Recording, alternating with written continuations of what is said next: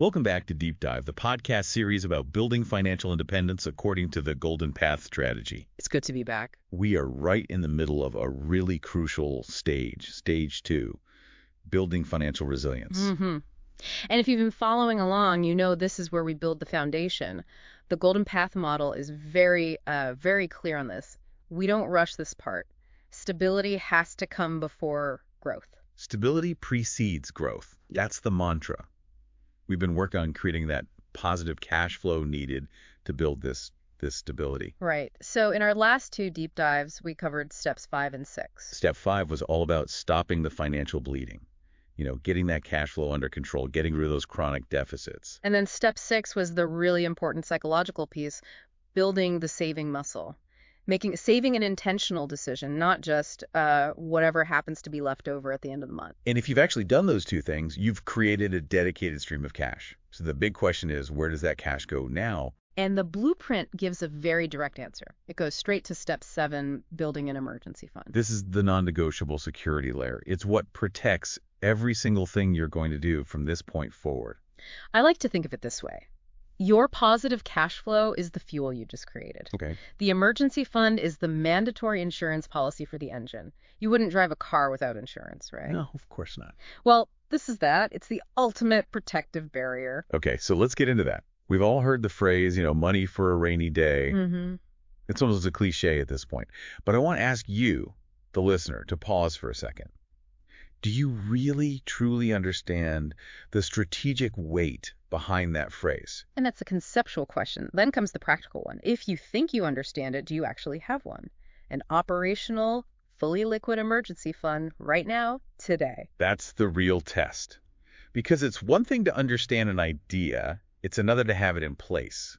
Exactly. And it goes back to that identity we keep talking about, the proactive asset owner versus the reactive survivor. And the source materials frame this fund as, well, not a luxury, not something that's nice to have. No, it's a mandatory prerequisite for even calling yourself an asset owner. It is pure proactive system design. You are anticipating problems before they happen. It's so interesting that the blueprint considers it a strategic failure if you haven't done this.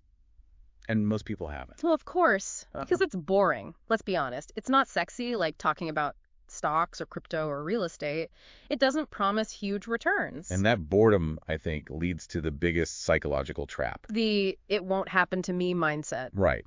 We all think we're immune, that, major job losses or medical emergencies, that's stuff that happens to other people. And that is classic survivor thinking. It is not asset owner responsibility. The sources are incredibly blunt about how financially irresponsible that mindset is. Okay, let's make it concrete. What are the stakes here? What is the actual cost of skipping step 7? The cost is potentially everything.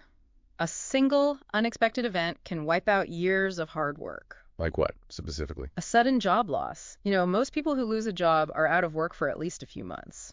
Or a big medical bill. Maybe you have an accident and your insurance has a $5,000 deductible you have to pay on the spot. And if you don't have that cash sitting there, ready to go. Then what? You're forced to sell investments you meant to hold for 20 years, probably at a loss.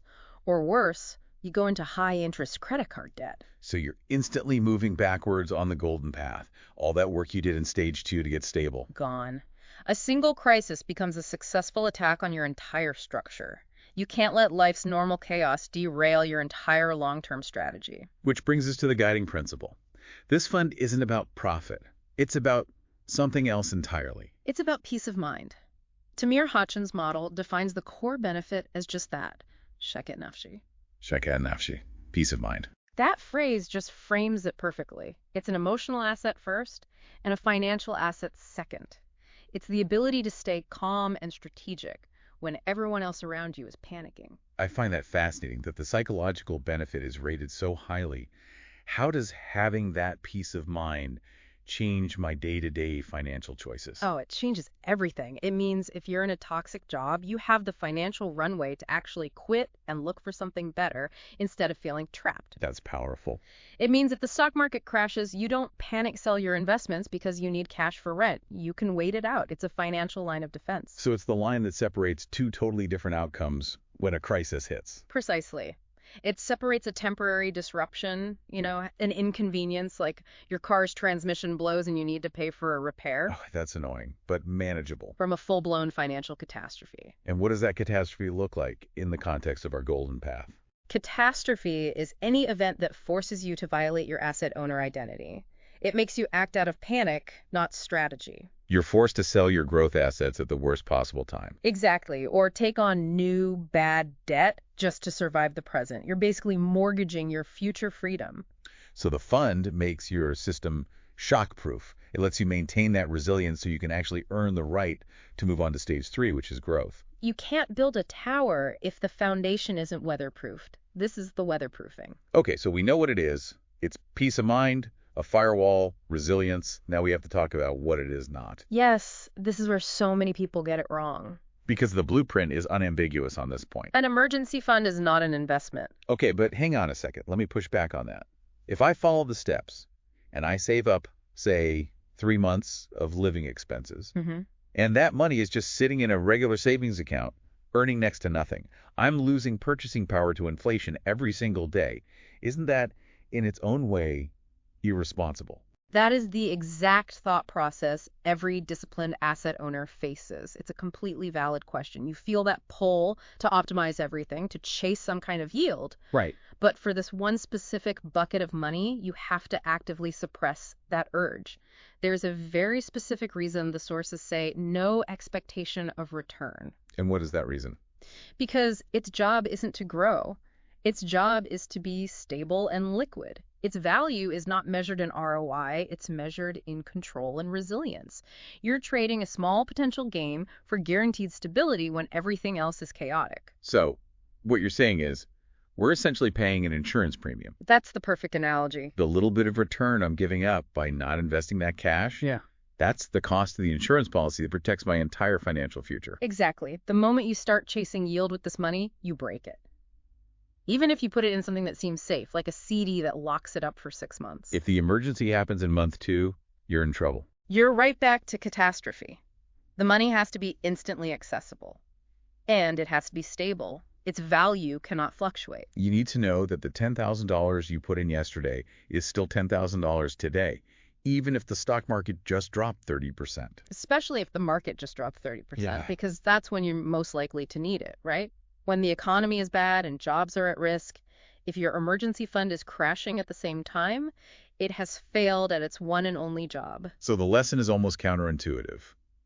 The most responsible thing to do with this money is to let it be lazy, to accept a low, maybe even negative real return. Because that stability allows all your other assets, the ones you'll build in stage 3, to actually be long-term investments that you never have to sell in a panic. It's the life raft on your ship. Perfect. You don't ask the life raft to carry cargo, you just ask it to be there, ready to go when you need it. That really clarifies the priority. So let's summarize this for a clear action plan. The sources say this is the second most important saving you will ever do. The only thing more important is building the saving habit itself, which was step 6. So once you've done that, all of that energy, all of that cash flow gets directed right here. And you need a clear, actionable target. It's simple and direct. Your goal is to start immediately and build an emergency fund equal to 3 months of your living expenses. Not wants, not discretionary spending, core living expenses. Your rent or mortgage, utilities, food, transportation, the bare bones you need to survive. 3 months of that, that's the minimum to absorb most common shocks. And once you hit that target, you have a truly resilient foundation. You do. And once that firewall is built, you're ready to keep strengthening the base. In our next deep dive, we'll continue with stage 2, moving on to step 8. Which is managing and eliminating bad debt.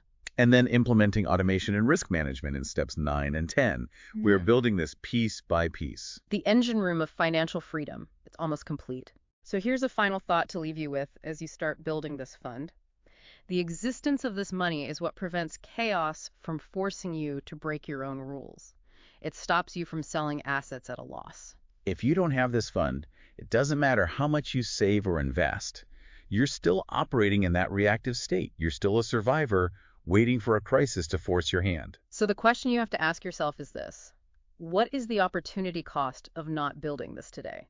Not in terms of lost returns, but in terms of future freedom and strategic control. Every day you delay is another day you're vulnerable to a catastrophe that could force you to start all over again. Build the wall. We invite you to continue the journey with us as we build out the rest of financial resilience.